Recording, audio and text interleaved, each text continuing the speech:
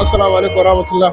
Masu sauraro yau muna tare da ɗaya daga cikin 'yan da'ira, wannan da'ira ta mata zalla wanda za ku ji daga bakin ta yanzu insha Allah. To sai da masu sauraro za su so su ji sunanki a takaice da kuma matsayinki a wannan tafiya insha Allah, tare da sunan wannan da'ira mai albarka. Auzu billahi minash shaitanir rajim. Bismillahir rahmanir rahim. Sallallahu ala nabiyil karim. Da farko dai sunana Amatullah Isa Hotoro. Kuma sunan wannan da'ira tamu Nisa'u Haular Rasul sallallahu alaihi wasallam, mata zallaci. To a cikin wannan da'ira ta Nisa'u Haular Rasul sallallahu alaihi wasallam, menene matsayinki a wannan da'ira gabaki daya? Ni ce shugabar wannan da'ira ta Nisa'u Haular Rasul sallallahu alaihi wasallam. Na masha Allah, to muna tare da jigo kenan, jagora kuma ta wannan kungiya mai albarka. To ko menene bayanin da yake a takaice dangane da wannan taro da ake gudanarwa, wanda yake taro ne na farko a wannan da'ira mai albarka a matsayinki na jagora? To da farko dai zan fara godiya ga Allah subhanahu wata'ala da ya kaddara mu muka taso a cikin musulunci, kuma muka zama masoya shugaba Annabi sallallahu alaihi wasallam da iyalan gidan shi. Wannan shine godiya ta farko da zan yi, alhamdulillahi rabbil alamin. Sannan ita wannan da'ira mun kafa ta mata zalla ne, duba da cewa akwai wayanda suke so su shigo cikin lamarin shugaba sallallahu alaihi wasallam, amma yawanci zaka ga wasu da'irorin akwai maza akwai mata a ciki, to wasu sai suke mai gidansu suna so su shiga sha'anin amma mai gida ya hana ko baba ya hana da sauransu. To shi ne makasudin buɗe wannan. Sannan kuma a Hausance ma Bahaushe ya ce ciwon ya mace na ya mace ne. Mun buɗe wannan da'ira ne ta mata zalla domin mu rika yi wa Annabi sallallahu alaihi wasallam salati, mu rika istighfari, muna hailala, sannan kuma lamari na Annabi da iyalin gidan shi, kamar yanzu wannan maulidi ne kaga yana da Fatima alaiha salam. To irin haka dai, irin wayannan ayyuka da wasu abubuwa da ya shafi wanda mace ce ya kamata, kana da damuwa tunda a cikin mu akwai sha'irai, akwai masoya Annabi sallallahu alaihi wasallam, akwai kuma malamai, akwai kuma sharifai jinin Annabi sallallahu alaihi wasallam, duka muna tare da su a ciki. To dai manufarta shine soyayyar Annabi sallallahu alaihi wasallam.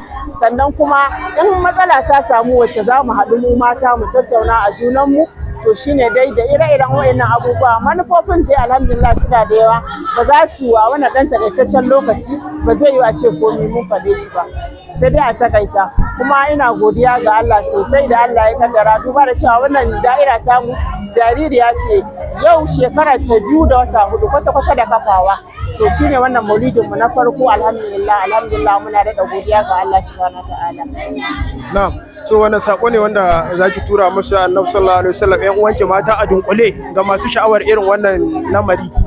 To shine masoya Annabi sallallahu alaihi wasallam, da farko ina kira gare ku, wannan da'irar tamu a buɗe take, kuma mu da'irar mu ba fam ne da ita ba. Fam din da'irar mu shine soyayyar Annabi sallallahu alaihi wasallam da ahlul baiti. Inda yin mace tana son su, ko sha'ira ce ko ba sha'ira ba ce, ko malama ko ba malama ba ce, kudan da'ira tana maraba da ita. Sannan idan mutumin in ka riga ka shigo cikin da'ira, to dole wannan sati za ka yi Annabi sallallahu alaihi wasallam salati daidai iya abin da Allah ya kaddara. Wani satin kuma za ka yi istighfari, wani satin za ka yi halala, sannan za mu ƙara juyowa. Sannan idan Ramadan ya zo kuma muna sauka alƙur'ani har zuwa Ramadan ya ƙare gaba ɗaya.